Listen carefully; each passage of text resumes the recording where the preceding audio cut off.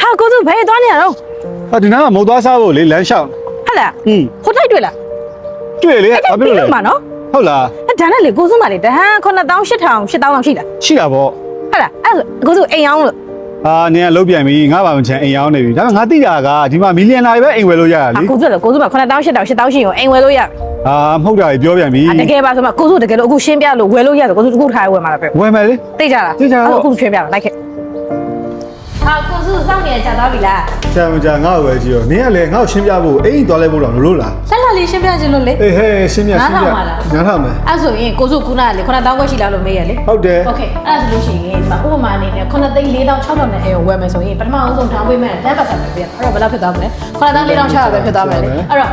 ဝယ်လို့ရရမလား ရတယ် အဲ့ပြီးတော့လို့ရှိရင်2လကြာရင်နောက်ထပ်10%ပေးရမယ်ပြီးတော့လို့ရှိရင်1% ပေးသွားရမယ်တစ်နှစ်ပြည့်တဲ့အချိန်မှာဂျွန်လမှာကိုနောက်ထပ်10%ပေးရမယ်ပြီးရင်1%ပဲထပ်ပေးသွားရမယ်ပြီးရင် handover ဖြစ်တဲ့အချိန်က2028ဂျွန်လ30မှာဖြစ်မှာပုံမှန်ဆိုလို့ရှိရင်တခြား developer တွေအဲ့ဒီချိန်ကျ handover ကိုပေးတယ်ကျန်တဲ့ဟာအကုန်ပေးရတယ် handover ပြီးတော့လို့ရှိရင် post handover ပေးမဲ့ပြန်ရှိရတဲ့အတွက်ကြောင့်မလို့1%ကိုပဲ monthly ထပ်ပေးသွားရမယ်2030အထိကိုပေးလို့ရတယ်အဲ့တော့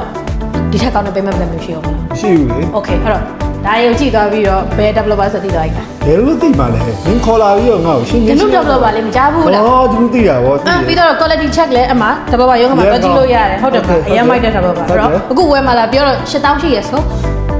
9800ပဲ